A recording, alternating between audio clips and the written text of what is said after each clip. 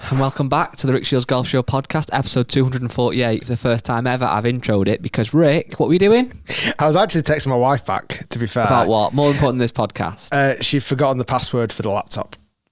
We can't say out loud, the password for that laptop, if not mistaken, is very easy. No, I've redone it. Oh, okay. It's a brand new. Rick 123.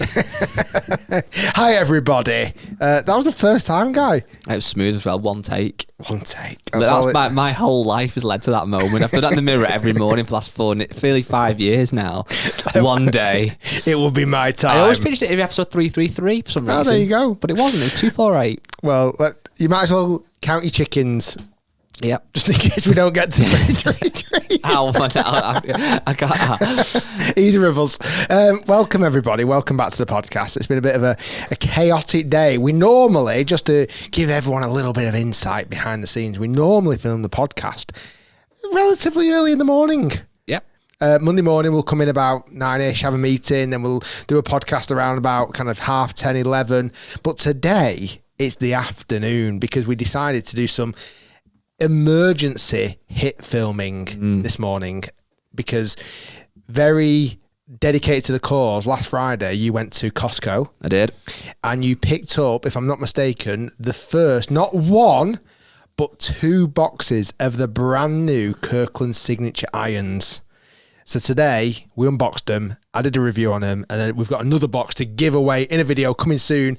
That video, the lads are absolutely editing. Their fingers are on fire as they get that edited, ready for a release this week. I had a tip-off that we can't name who told me that Costco were getting delivery of the irons very, very soon. So I went a couple of days with nothing. On Friday, I strolled in. They were there.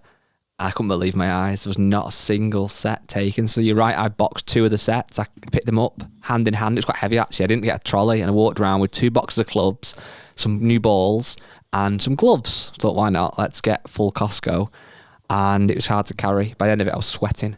And I saw someone that must watch the videos. Went, "Hi, Guy." I said, "Hiya." And I was near the golf stuff with the clubs in hand. So he got the world's first exclusive insight into what's coming next. People listening will not notice this. People watching might have a little noticed that you don't appear to be moving in the same manner you normally move, Guy. You sort of quite kind of loose, free flowing, your shoulders rock back and forth, your head moves a bit like a chicken. But today, none of that. I'm stiff as a butcher's dog. Doesn't make sense when to be fit as a butcher's dog. I couldn't get anything out. I'm stiff, Rick. Stiff as a board is the description. Stiff as a board. You've done a neck injury, and it's very bizarre because you're almost moving your stool to. Well, I'm in the perfect. I'm in the gym this morning, not doing anything remotely heavy. My neck just went, and now it's absolutely killing. So I've got to move. The chair's actually perfect for this because I can just swizzle, but it's killing. It's really, really, really sore. Ouch. Don't want any sympathy, but just that literally just even then shrugging kills. I don't want any sympathy, but it's really sore. Well, you're being a big grown-up boy, and you'll get a lollipop and a sticker after this, after you do the podcast for getting through it, and hopefully speedy recovery, Guy. I'm saying with a bit more like meaning than that. That's so brushed over, so light. Your neck a bit. And hopefully you get well soon and you don't die. See you later. It was almost like if someone rang into a radio show and get well soon, Guy from St Helens. Thanks so much. Get well soon. Yeah, it is so. But that's the negative out of the way, Rick. The positive is today. We've said this before. I'm sure we'll say it again. It's arguably too much of a jam-packed, ram-packed bumper episode of the Rick Shiels Golf Show podcast. There's a lot to talk about. There was a lot of golf this weekend. There was arguably too much golf. I was glued to one event. And I think it's the event that people don't expect it to be. Let's go through the first event that you probably weren't glued to. Okay. I don't think it would have been PGA Tour and Memorial. I was loosely watching it because I was rooting for Scottie Scheffler to win because he's just the absolute dominant force. He did win. But I wasn't really watching it, if I'm being honest. We'll come back to the event then you were watching. Let's talk about Memorial first. What is this guy doing? He's won 5 times this year. Mm-hmm. And the weeks when he wasn't winning, either his wife had a baby or the other week he didn't win, he got arrested. Yeah. And he still came, what was it in that one? Top 5 or something? I mean, what? I actually watched a lot of the final round and I think the commentator described it perfectly. When Scottie Scheffler puts okay, he only just wins. Yeah. When Scottie Scheffler puts really good, he wins by a mile. And when he doesn't put well, he finishes in the top 10. I mean, what is this guy? Honestly, 5 wins this year, including the Masters, the Players, Memorial. I think there's one more, Harbour Town. So what's the other one that he won? Bay Hill. Did he win Bay Hill as well? Yeah, this guy, eh? Well, he only wins the big ones, doesn't he? It was interesting. So this morning, you're right. Obviously, I'm sure everyone listening knows now that he won. He's an absolute dominant force. He's the undoubtable world number 1. He's the undoubtable best player since Tiger. I think we've got to say that. Obviously, he's got to do it over a longer term to really even be in that conversation with Tiger genuinely. But right now, what we're seeing is in 3 seasons, he's won 11 times. Well, this is what comes on very nicely. So I'm sure a lot of people watching and listening know that obviously when you think of Scottie Scheffler, you may think beard now, you may not think beard. He's kind of in between at the moment. He's kind of shaving it off and getting a bit of stubble. I think he should keep the beard just for what it's worth. Definitely. But he's obviously got the big Nike swoosh front and centre. He's a Nike athlete, Nike ambassador, and he's also well known for being a TaylorMade player as well. And you'll see him a lot in the TaylorMade videos. The famous one where he was asking Tiger how he didn't take divots, etc. And they utilise him very well. But one thing this morning, it's perfect for the podcast, that came on my desk, should I say, an email I got was from Titleist and FootJoy. So we get, for people listening and watching, we get emails all the time of all the brands with press releases when they have new product launches, etc., etc. And also when they're going to gloat about things, they pay these guys a lot of money. So when these guys on tour win or do well, they want to shout about it naturally. The email today from Titleist and FootJoy says, "Good morning." Very pleasant. "Please find this week's Titleist tour report." So we're going to come on to a new Titleist club in a moment. But before we get on to that, it then said, the title of the email was "World Number 1 continues to place trust in Pro V1 golf ball and Vokey wedges." And it said the Memorial champion earns 5th victory of 2024 and 11th career PGA Tour title with the Pro V1 and Vokey wedges. Now, they can do all that without saying his name. They can't name who that person is because I'm guessing they don't pay Scottie Scheffler and therefore don't have his name and likeness. However, they can obviously say world number 1. It doesn't take a genius to work out who that person is. And it got me thinking, Rick, TaylorMade are paying obviously Scottie Scheffler a fortune, and he's using their driver, and they'll be shouting about it today as well that he won. Will they be peed off that they are trying desperately to beat down the door of professional golf and the golf ball market and take some of that crust off Titleist? And the best player by a country mile isn't using a TaylorMade golf ball or wedges. Of course, it'll really frustrate him. But the thing for them, how many people actually know that? A lot more now. We just told them. Well, yeah, yeah, but I think the general public, he's got a TaylorMade tour bag. Obviously, Nike doesn't allow him to wear TaylorMade anywhere, but you can see him using a QI10 driver, TaylorMade irons. There was actually a lot of close-ups yesterday because he narrowly missed the hole. When he holes puts, you can't tell it's a Titleist.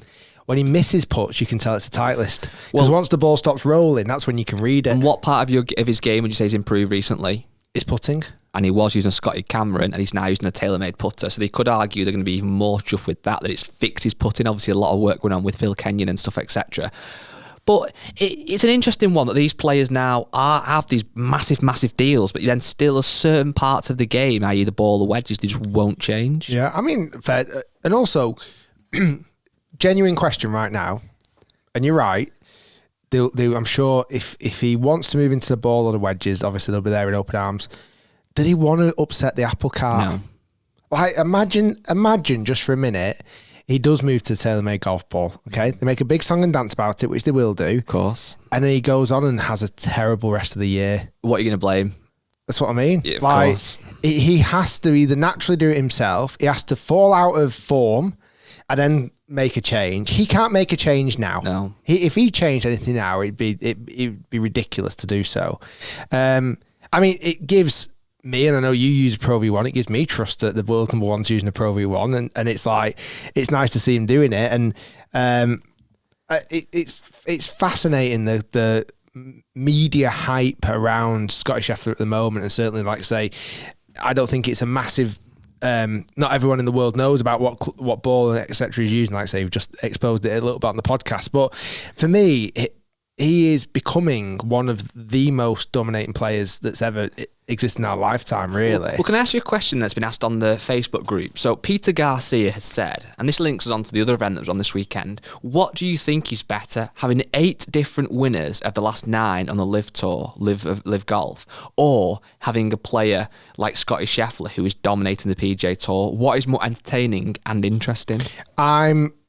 And I think people read it wrong a few months ago. I am a big Scottie Scheffler fan. And as much as I did accuse his game of being a bit boring, when you see him on a really, really tough course this weekend, I mean, he had a triple bogey on the Saturday on the 9th hole, hit one out of bounds, straight out of bounds, and made a triple bogey. But when you see him around the golf course like that, and the up and down he made on the last, as did Colin Morikawa, like, you look at these guys, like, they're absolutely unbelievable. Yeah. I mean, he really does not have a weakness in his game. And you could have, a few weeks ago or months ago, last year, you'd have said put him. But now he's fixed that with the help of Phil Kenyon. And I'm sure he's built so much confidence and using a mallet putter, which Rory McIlroy recommended him to use. What a foolish thing for Rory to do. Crazy. And you see him play that dominating. Like, I'm loving seeing him play every single event thinking Scottie Scheffler's going to win this. Well, I remember in the Tiger era when he was so dominant. I loved it. I was a huge Tiger fan, still am. I've said that many a time. And I'm loving seeing Scottie Scheffler being so dominant. I think the sport needs it. And we've got it in the female game as well, obviously with Nelly Corda. When you have these such dominant forces, I think it makes for great stories. However, I also know some people do get bored when there's somebody winning all the time. However, I think what people do get bored of more than one person winning is when events aren't close. Because if there's somebody winning every week by 10 shots, soon it wasn't a point of even watching. You're watching who comes second.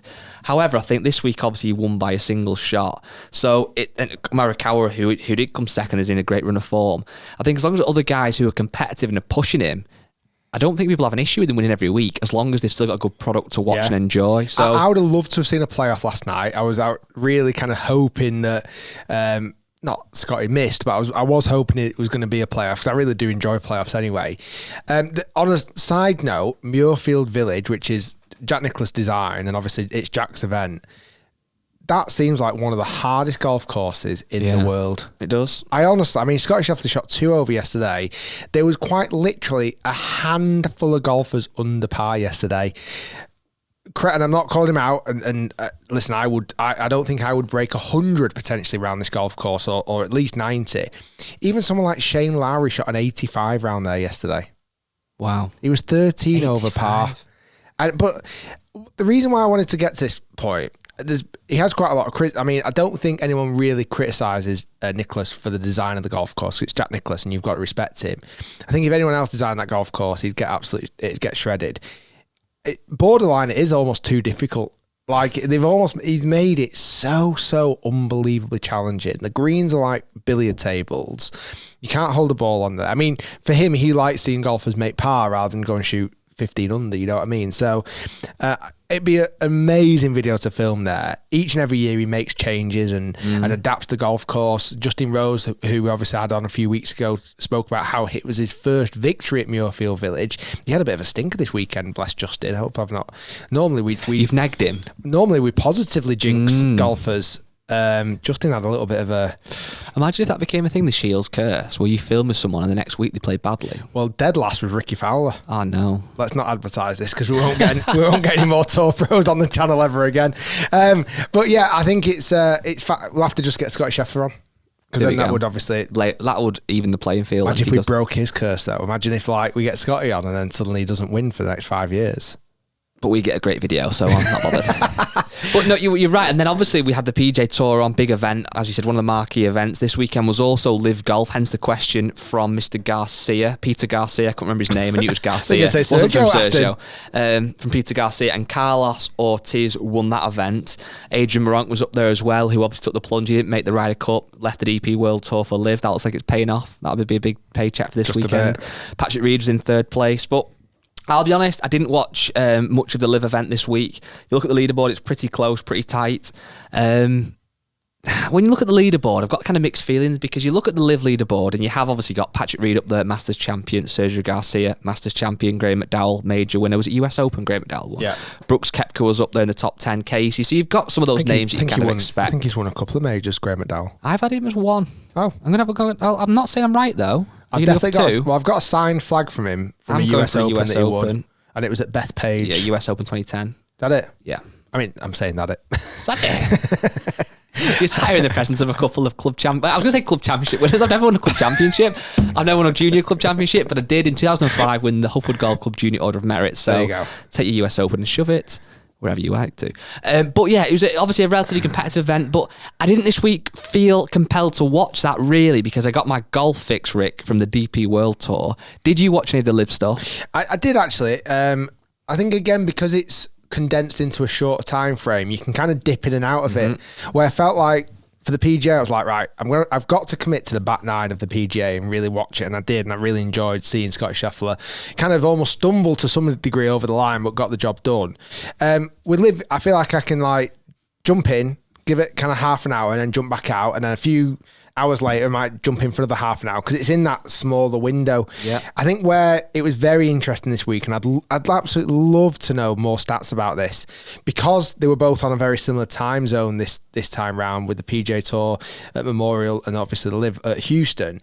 Is actually how did that affect the viewing figures a lot? Because I think you had to make a choice this weekend where other weekends where there's been LIV and PGA on, because let's say when LIV are playing in Australia, you don't have to make a direct choice. You can watch both if you choose to do so. But yeah, watched the bits. It was fascinating that Torquay, is that the right pronunciation? Is it? I thought it was Torque, but is it Torquay? Torquay, Ed's nodding. Okay, Torquay. Last year won 3 team tournaments and had no individual wins. This year they've had 3 individual wins and no team wins. So that was quite interesting. And Cleeks end up taking victory, which is kind of a very mature team. I suppose Richard Bland is on a bit of a tear at the moment. He's taken the victory. He has done well, and he's done the right thing, let's be honest. Someone like Richard Bland has timed his win at the British Masters impeccably, and he's done incredible ever since that because his bank balance is probably, God, I wouldn't even like to guess his bank balance, how much that's X'd by since joining LIV. A lot. After however many years on DP World Tour or European Tour as it was back then. But going on to European Tour, DP World Tour, there was a fascinating event on, which I believe that's the event you really put your heart and soul into this weekend. I wouldn't go as far as heart and soul, Rick, but I definitely watched it. And it was for a weird reason, actually. So I'm always intrigued by the mixed event because it's something that, we're constantly thinking, how can we make something the DP World Tour different? How do we get more people watching it? How do we make it feel innovative? And I think to have the best female golfers and the best male golfers from the European tours, essentially, DP World Tour and LET, playing together, it's definitely unique, it's definitely interesting. And I'd kind of kept a rough eye on it, not too much. Then on Sunday, I was at my mother and father-in-law's with my wife and my little girl, and the golf came on. And I was explaining to my father-in-law about, he doesn't really watch golf, about obviously the scoring system, and as I explained, it was a mixed event, it was a bit different. But at the time, Seb at Soderberg hadn't teed off yet, and I believe at the time he had an 8-shot lead going into the final round. So naively, I kind of explained how it was essentially a done deal. Unless he plays horrendously, he's going to win the event, and kind of explaining that. And that was that, really. Watched a little bit of it and didn't think much of it. And later on in the afternoon, I decided to put the golf on to watch what I thought was going to be him walking down the stretch, winning, and it's easy. And I'd noticed his lead had declined, and he was, I can't remember the exact number, a couple ahead at this point. Lynn Grant had finished, she had a great round, she shot 65, she was in the clubhouse. And I thought, right, okay, well, he's still going to win, but he's really going to be feeling it now because that margin of victory is going to be getting smaller and smaller and smaller. And then we get to the final couple of holes, and he gets onto 18. Again, I'm sure a lot of people listening and watching will have seen this. He basically had to bogey the last to get into a playoff or par it to win the event.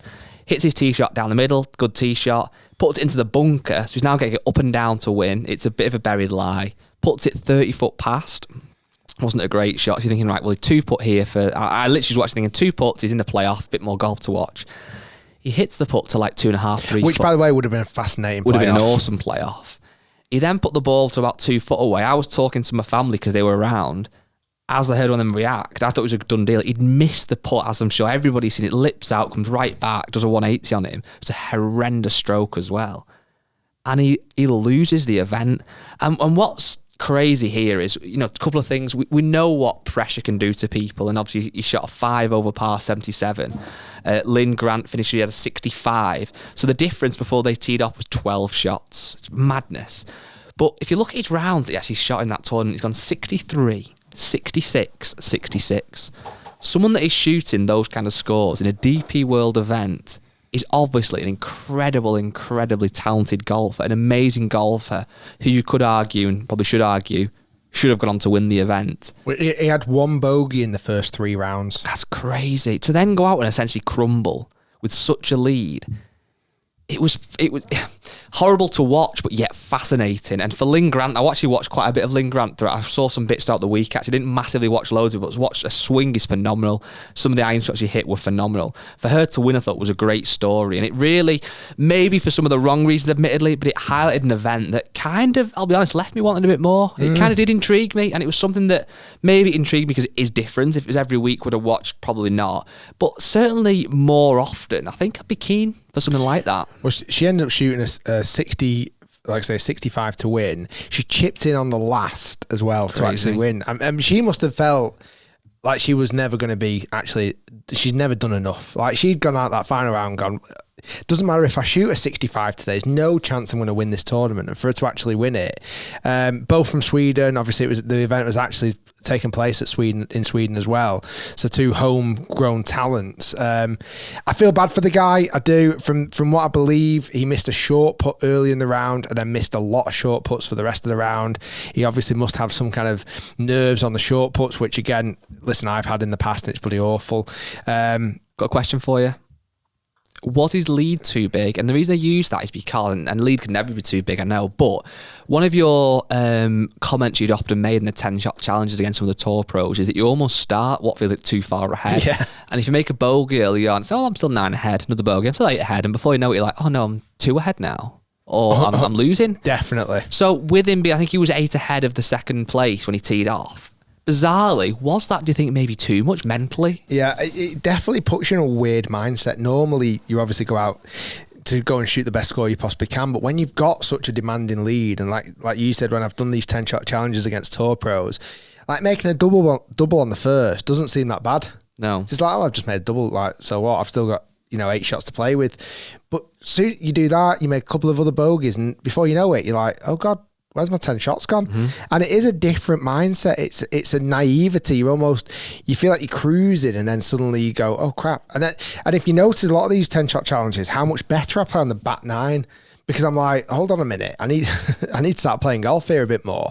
So potentially an 8-shot lead was, listen, I'm sure he wouldn't change it. I'm sure he'd want to put himself back in that position again and learn from it. But it is a crazy mindset to have, because you do feel like you can't just play your normal round of golf, because the odds on him shooting another sub 70 round would have been pretty strong. They've gone 63, 66, 66. Surely, even if he shot 3 worse and shot 69, he would have still absolutely dominated and won it by a country mile. Hopefully he recovers, because that must really affect your confidence and the way you think about your golf game moving forward. He's obviously incredible talent, and I really just hope that he has a bit of a chill out now and gets back on the horse, and hopefully takes a victory pretty quick. I agree. With that format then, obviously the men were playing the golf course, I believe, at like 7,300 yards, give or take, and the women were about 6,300, so roughly around 1,000 yards difference, which kind of feels about right. But I suppose if this kind of format does have a level of success, it's something to look to implement more. That's something that I'd kind of wonder about, how does that get monitored? Because if you look at the leaderboard, actually, it was, as far as I know, let me just get this correct, it was pretty spread out between the male and female golfers. There was a time, I think it was after round 3, it was very heavy, the males in the top few, and then it kind of feels like it's equalled out a bit more now. But I suppose if they did this at another golf course and it ended up being that the women were all in the top 10, and you could then argue, well, maybe they had a better, the way the tees were for them, with the course played easier or whatever. I guess it's quite a tough balance to work out, how do they set up the course to give both guys and girls kind of the same golf course. Obviously the different distances being played by the men and the women. Well, in the top 10 there was 6 men and 4 women, so that's pretty, yeah. I'm sure when I looked on Saturday, because they've got a little red and grey bits next to the name, I'm sure there was just one. I think that might have just been Lynn Grant, don't quote me on that, but it was very, very male dominated, and now it's kind of equalled out a bit. But yeah, it was interesting. Keen to see how that could work further, whether that's something LIV could implement, whether that's something the PGA Tour could implement, whether that's how team golf could be, you know, whether there was 2 men, 2 women, or whatever it looks like. It's certainly something that gives you kind of food for thought. There's a bit of... Did you see the story with Olivia Cowan? Yes. So we've had Olivia on the channel before, where I actually caddied for her when she was preparing for a Aramco series event over here in the UK at Centurion. And her boyfriend, Todd Clement was playing in the same event, and the final round they just had coincidentally had shot 3 rounds and the score was level with each other, and they actually ended up playing with each other on the final round. They did play with each other as an actual head to a bishop. Sorry, I couldn't help it. But I think he shot a 65, did he, or something? He shot something. He went low. Well, she shot 72. I'm sure he shot a 65, and they were saying that he'd be like ribbing her for that because he absolutely went crazy low. Be careful on the wording here. Anyway, we'll move off that topic. Rick, can I tell you something? We have got this week in the podcast an amazing giveaway with your friends, the Open and the R&A and the One Club. So a lot of your friends in there. So I'd like to rank the R&A, the Open and the One Club as your priority. And you have to. I can't. It's like naming my favourite child. Yeah, well, you do that all the time. I do, actually, but it switches all the time. Okay, well, should we go R&A as number 1? Because the R&A, the Royal and Ancient... Is it though? Is it the Open? Or is it the One Club? I think it'd have to be the Open. Okay, so the Open's number 1. Only because the Open, like when you actually think about even all those words like the R&A, the One Club and the Open, it's really all the Open, innit? To a degree. But the R&A host the Amateur Championship, they do. The Women's AIG.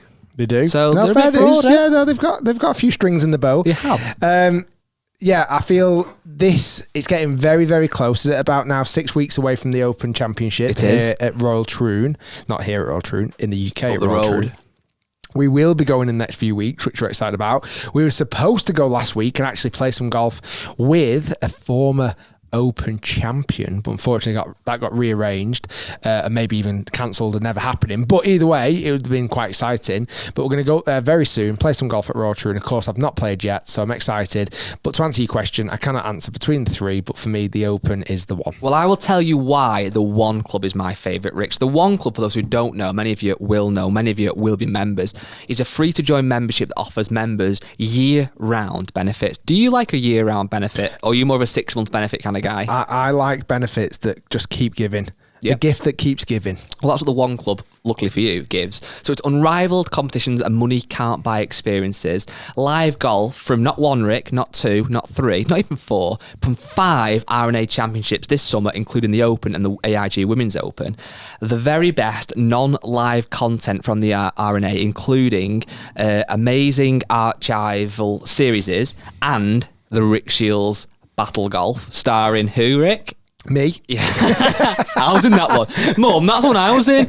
There are 1.4 million golfers and golf fans who have joined the One Club, and it's your time to be part of golf's biggest fan communities. So the One Club Golf website is the home of member benefits. So head over there and you can join for free. So the One Club has brought us this amazing prize, Rick, and the prize is a pair of tickets for the 152nd Open, and the winner can pick the day. Nice. What day would you go?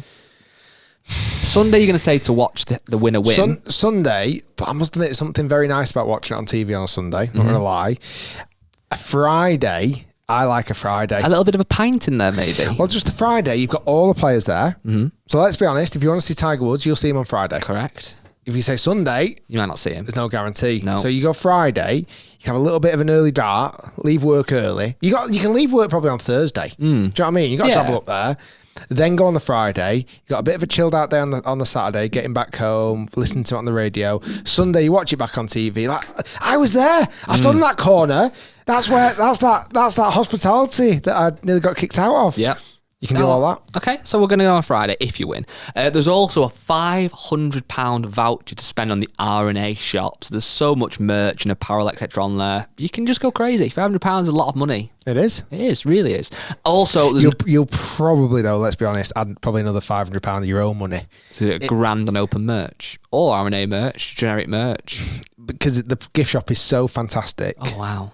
That you can't... £500 will go a long way. Get you a pack of teas. But you'll be like, I've got to have that as well. And, Yeah. and everyone will know you go into the Open. It's like, oh, pick me up a hat, pick me up a ball marker, pick me up a flag. And before you know it, you're another 500 deep. Correct. Not to put you off. No, absolutely. You get 500 already included. And also, arguably, that this is a kind of a money can't buy prize. An Open pin flag signed by Brian Harman, the champion from last year's 151st Open at Royal Liverpool. To enter this amazing competition, you're going to get 2 chances, essentially. You can enter now when you listen to this on the link that'll be in the description of the audio podcast or in the description/pinned comment of the video podcast.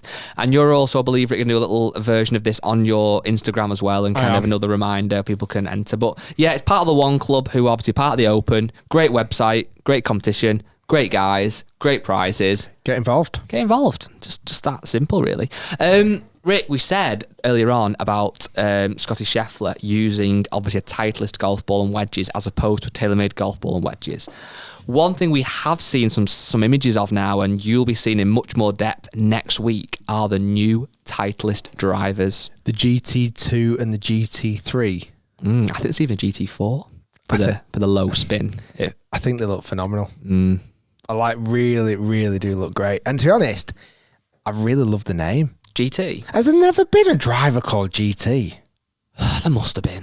It just feels too good. Innit? Like, I know, but it just feels like too good a name for a driver company not to have it. I could see you use one of them just because of the name. Have you got in the back GT? I got GT. A GT2, 3 or 4. It's just GT, innit? It's GT. You'd be a 2.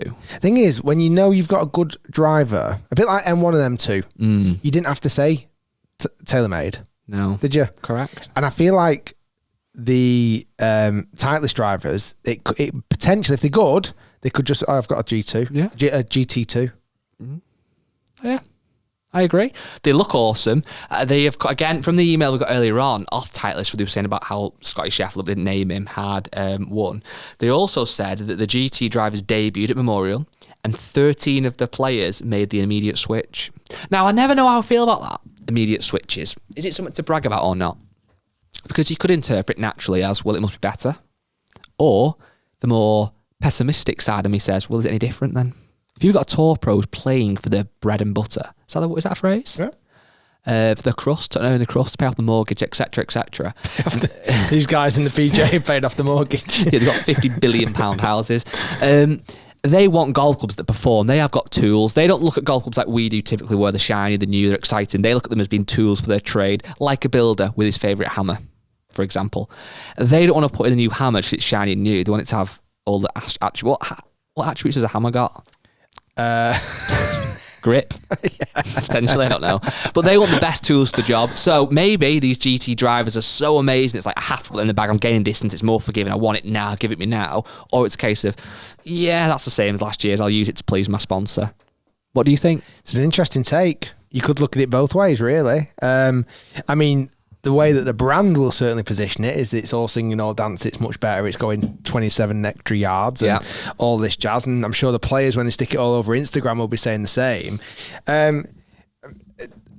Sometimes it might be a time where, let's say they're all getting a fitting, and I think you see this even with TaylorMade, they'll be during that period of time when they've probably last had a real intense fitting with the current driver. There's probably now the swings might have changed, they might have seen a different shot pattern, they might be seeing a different ball flight, might be using a different golf ball, whatever it may be, and there's an opportunity for a fitter to have new product and go, right, let's really fine tune you in. And I bet that element of it is also key. Like, I love that time when we had that conversation with Tommy Fleetwood, and he's talking about how having a sponsor is almost like having a mechanic for an F1 car. Yeah, good analogy. And I feel like this is their opportunity. Titleist as such, who are bringing out the GTs at the moment, is like the mechanics can really get involved and go, right, let's tweak this, let's tweak that, let's really dial that in. I'm going to stick a bit of hot glue in this, because they want that driver head to be going in the bag. So I think it's almost a time to refresh and kind of re-galvanize the energy within the driver. I think where players will put it in quickly is because maybe it probably looks the same as their previous driver. So when they set it up behind the ball, it looks very familiar, and they go, well, as long as it's performing just as good, if not better, I can play with that, not a problem. I agree, and I was kind of being tongue-in-cheek a bit there, because I think there could be some element of that sometimes where players might put stuff in the bag because it's the same and the brands force them on it. But what I would say, and trying to remain as impartial as we possibly can be, I personally believe that Titleist are one of the brands, if not the best brand for that, in the sense of letting the players play what they feel most comfortable with. It's, you know, it's not a secret. There's lots of guys out on tour who use older versions of Pro V1. I think Justin Thomas famously used a really old Titleist driver for a long time. I think he was like the 917 or something for a long, long time. So I know that out of all the brands, Titleist don't, yes, they care a lot about them using the latest and greatest, but they're not as bothered as long as it's still Titleist at the end of the day. So interesting to see how that performs. You're getting fitted for one next week, and obviously reviews will be coming out a few weeks after. But when is the actual embargo? Is it like September? I think it's a little while off, yeah. Again, what I don't quite understand actually is Titleist release their driver every 2 years, which I love. I think brands that do that's really good. It gets you excited and it makes you feel like, maybe wrongly so, but feel like there must be some difference. It's been 2 years. What they also do is they seed the product much earlier than it actually comes out to market. So they start to seed it to players on the tour now and then release it in September-ish, whatever I think you said. But I don't quite understand why, because it's not like they can change it. It's not like they're giving it to the Tour Pros now for R&D purposes and they'll then make tweaks and then release a product. The product is ready to be released as we speak. They'll have samples and product everywhere in shipping containers. But I don't quite get the purpose of that. Is it to tell the story better to the consumer, maybe? I mean, my logical brain tells me that you want the club in their players' hands to win tournaments, to get an impact. So you've got to do that in the summer. Mm-hmm. There must be some research that Titleist believe in and go, well, actually, the best time to sell products is actually September time. Yeah. Which I don't feel like it is. I actually hate when brands bring out their drivers, because often for me it's either start of the year when no one's really playing golf, certainly here in the UK, or back end of the year like Titleist or Ping have normally done in the past. And I actually think, why not April? April and May should be the more time when drivers come out, in my opinion, because it's the start of the golf season. People are playing a bit more golf. Something new and shiny comes out. It's like, oh yeah, I've got to try that. You're right. I think unfortunately, I think the reality is there's a lot of, like you said, business decisions as to why these are. And it's why a lot of brands, and I think we can use Ping as the example, why they often bring out the drive and then like a max version a few months later, which they did this time with the G430 Max 10K. It's not that golf club wasn't ready when the other ones came out. It was because they released the first batch, get the hype, get the sales. As they maybe start to slow off a little bit, bang, there's a new one. People then either buy that one or decide to go and try the whole family and buy another version of the same driver. So I think you're right. I think it would make more sense for us as golfers, but I think that they must have businessy reasons as to why. You know what, though? I think one thing that would genuinely change historically when brands brought out golf clubs was it was all around that PGA trade show. And a lot of the time, manufacturers brought out their drivers ready to showcase at the PGA trade show. This was before YouTube, before, you know, people could really see images of it beforehand.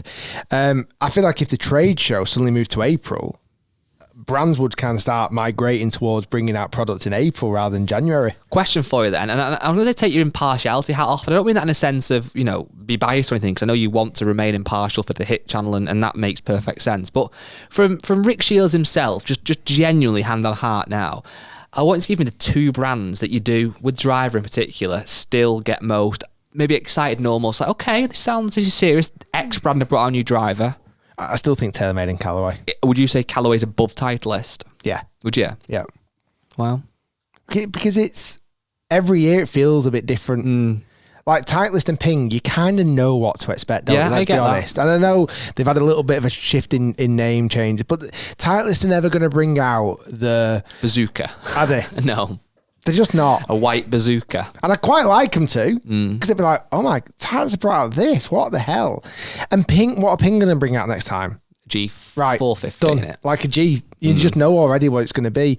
Now, that doesn't mean that's not a bad strategy. I think that's a good strategy. And do I end up putting a TaylorMade or Callaway driver in the bag? Not very often, almost hardly ever.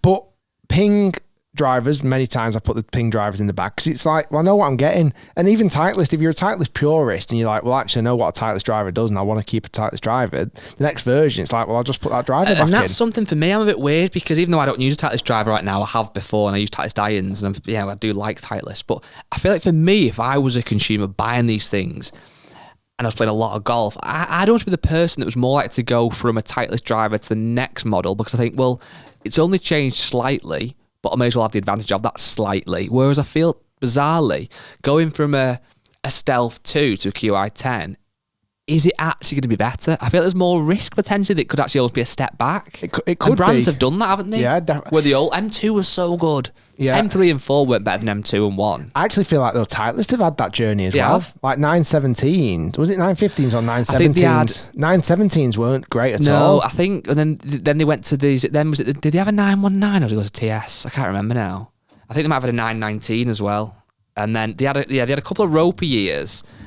Let's just double check. Yeah, they had a 919. No, 917, and then it went to TS. TS. So I always remembered 917s just not to be phenomenal. No, you're right. And then they brought out TS as almost like look, we've kind of done with the 9s now. Yeah, we've fixed it. And now we're in, and then they went TSR, which actually I never reviewed in the end. And now they've gone GT. The TSI as well. TSI, which is the middle. Oh, so they went TS, TSI, TSR. Yes. So it was 2019. Was, if I'm right now, let me get this right. I think 2018-19 was the TS. And then would it be 2021? I don't know, I'm confused now. But it definitely went TS, TSI, well, that would make sense. TSR. Then 22, 23, and then this is for 24, 25, correct. Effectively. Yeah, that's right then. But I don't know, it's just how brands do things differently. I personally do get excited to see a Titleist and a Ping because I feel like it's going to be small tweaks, but it's still worth doing. TaylorMade, I think, I'm the most excited for in a sense of what's the name going to be, what's the colours going to be, what differences. It's going to have some level of difference. Different brands, different strategies. Different brands, different strategies. And speaking of drives, a lovely transition in. A video that went out yesterday, actually it's going to be today in real time. You have put a new driver in your golf bag because, as listeners and viewers of the podcast will know, you have open qualifying next week. I do. Well, 2 weeks' time. 2 weeks today. Is it, okay, I thought it was a week, so that's better, isn't it? You've got loads of time. Loads of time. Loads of time to find my golf swing. Are you announcing where that's at, by the way, in tea time? Yeah, of course. Well, it's no secret. It's at 12:50 p.m. and it's not the golf course I wanted it to be at. Ouch. So I applied and I put my first choice as Hesketh. Hesketh Golf Club in Southport. A course I've probably played 5 or 6 times. When I was playing properly, a lot more. I actually had one of my best ever finishes round at Hesketh, shooting a 3 under, just a one-day tournament, and I think I came second or third. A course I quite like, as much as James Robinson, who played there last year, said it was really, really, really hard last year. Of course, I was looking forward to playing. Anyway, I didn't get in there. I'm actually playing at Caldy, a golf course I've never, ever, ever played. It's just down the road from Hoylake, so Royal Liverpool, and I don't know what to expect. I would. Sorry, can you hear my chair, Matt? A little bit. I can hear it. It's really annoying because I'm moving my chair more because my back's so sore. Did I mention I got a sore back? You have. Neck. And then therefore the chair's making a noise. But I've completely lost my chain of thought. Might be your neck that's making the noise. You were on about... about Caldy. Oh, sorry, yeah. So saying, one thing we made quite clear, I think we might have made a Clubhouse episode, and you've even done it obviously on the video where you recently had a lesson with Dan Grieve, is explaining what this open qualifying means to you and what the actual goal is. But maybe just run through that one more time for people that have dipped in and out of content. Yeah, it feels like, obviously, there was quite a lot of comments once I'd actually formally announced it on the main channel, and people kind of saying, oh, what you trying to do? You can't make it in the open, and I get that. And it's not really, this whole idea, this journey isn't to really play in the open. And I got a really bit of a sarky DM message going, are you seriously trying to qualify for the Open, or is this just a piece of content? And I replied back, I went, it's a piece of content, because that is what it is. I thought it'd be a cool idea to do a Break 75 episode at Open qualifying. I'm trying to get my game a little bit better for Open qualifying, but that's it. Once Open qualifyings go, am I going to play in tournaments? No. And I think that's the difference. And unless I literally somehow... I go around and at Caldy I shoot a 71, 72 and somehow get through to final qualifying. This might be my last competition round ever. Ever? Wow. Might be. Yeah, maybe. I can imagine you in 2 years saying, no, I want to have a go. There's definitely an itch I want to scratch this year. And I don't know what it is. I don't know why it's there. But I want to scratch this itch to kind of like play in something. Yeah. And why I've chosen Open qualifying, I'm not quite sure. But I suppose it's the easy one, isn't it? I think not easy to play in, as in it's like it's a big enough event. Yeah, and I think there's something about golf in a sense that there's different types of playing golf, isn't there? There's competitive golf, there's very friendly golf, there's friendly golf where you're somewhat competitive, there's friendly golf where you're giving each other massive putts and there's just no real scorecard, etc., etc. I think you had a similar kind of upbringing to myself in terms of the golf where you were a junior member and a lot of junior members play comps from a very early age. And although it's not the most serious thing in the world, it's properly, you have a scorecard, you play by the proper rules. Play off often the furthest back tees, etc. And I think although a lot of the golf we do is, it's proper, it's different to a serious competition where you've got playing partners who you're not really massively chatting to loads other than just formalities and being relatively polite, and it's a serious round of golf. And I think sometimes, I don't know if you feel like this or not, but if I went out with yourself and shot a 4 over par like I did at Nevin, happy with that. But at the same time, I know it wasn't proper. I took a few drops that were a little bit generous. And it wasn't exactly like it would be in a real comp. So happy with it, but it doesn't feel like I've really achieved something. But when you're playing a comp and you shoot an actual decent score or score you're quite proud of, and it's all proper legit and you got a scorecard, it's signed by a playing partner, it just feels more real, doesn't it? And I guess that's kind of what you're getting to with this, that it's actually a round of golf where you can somewhat measure yourself and see if this practice that you've been putting in, and what does that lead to? Yeah, that's exactly it. I feel... I don't know. I want to prove it to myself that I can still play and compete and put a good round together. I kind of want to prove it to the audience a little bit, that, I've still got a bit of a game of golf in there. It might go completely wrong, but I'm kind of going into it with a really nice mindset, I feel. Like I'm going into it with a mindset of like, I'm making a piece of content. People already know what I normally shoot. I mean, the last 15, 16 rounds of golf I've shot, they've all been in the 70s. If I can shoot a decent low 70s, and I feel like my game, I've been having so many more birdies. In the last probably 10 rounds of golf, so many of my scores could have been 5 or 6 shots better comfortably just by 1 or 2 holes. What would you say then if we gave the audience listening, and even yourself, but it's for people really understanding what this is about, almost a traffic light system of a green, amber and red. And green is a score that you would genuinely be like, made up with and want to shout from the rooftops about, and maybe that can be a range. Obviously, amber would be a score you'd probably take now. You take it in my hand and go, yeah, I love that. And then a red is like a score range where you're like, I think it's quite easy between under 75 is probably green. Mm-hmm. Genuinely, if I shoot 2 or 3 over, I'm like, yeah, I've played pretty well there today. Anything between 75 and 80 is an amber, and anything over 80 is a red. There you go. That's it for me. I feel at the moment I'm having lots of ambers and greens, not many reds, which is good. Not really many like super greens, like, real good rounds where it's like a 3 or 4 under. And I feel that I've shown promise. There's been a couple of rounds of golf recently where I've been like 2 or 3 under through 9 holes, thinking, bloody hell, it's in there, and then just let it kind of fizzle away a little bit. I'm going to call this now, and this might cause some level of controversy. Don't know why it should, but I've got a feeling Pete might get through the first bit. He's been playing well. And that's something I've seen in the comments a little bit, because obviously we had the chats a long time ago with Pete about open qualifying, and people have been like, oh, you're going against what you've said. And our conversation was never about whether you should or shouldn't qualify. It was the reality of if people were good enough to get through. And also with that, if you're a pro or a scratch handicapper, why would you not want to do it for the sake of just experience? From what I've seen from Pete, and certainly what really got me thinking was that PJ Tour qualifier at Myrtle Beach, where he played very nicely under the circumstances and was close to getting through that. And that was obviously a serious deal. I've just got a feeling this time that it might get through the first bit. Yeah, he's been playing really well, posting a lot of scores under par. Some of them at little kind of short, fiddly courses, but really, Pete's superpower is driving distance and off the tee. And he's actually been shooting some good scores at these kind of little fiddly golf courses where he's not been able to use that kind of superpower, so to speak. He's actually hit a lot of irons and hybrids, etc. And he's still managing to get under par quite often. He's playing well. His preparation is definitely much better than mine. He's played in competitions. But that's a different criteria. It's a different series, isn't it? Whereas he's genuinely, I think, and obviously trying to get through, well, the first stage for sure, and then how to do it the final stage, and then could he get to the Open? And he's playing comps, he's seriously putting the grind in. Whereas yours is a case of, can I break 75? It's very different, isn't it? Of course it is. Although it's the same event, albeit different courses. It's almost like, to some degree, we're both running a 10K, you're going for sub 45, and I'm going for sub an hour. You're still doing the same race, but you've got very different objectives. And I think with open qualifying, it very much, people do see it, understandably so, as you're trying to qualify for the open. But I bet there's guys entering off scratch who might be going, I want to break 80. That's what I want to do. I want to play, I want to break 80 in a really good golf course, good standard of golf, and not make a fool of myself. Whereas obviously other guys are going, no, I literally want to be qualifying for the open, like a James Robinson back in the day in 2016. There's a few comments as well, people saying, you're taking up a spot of someone else. I'm not.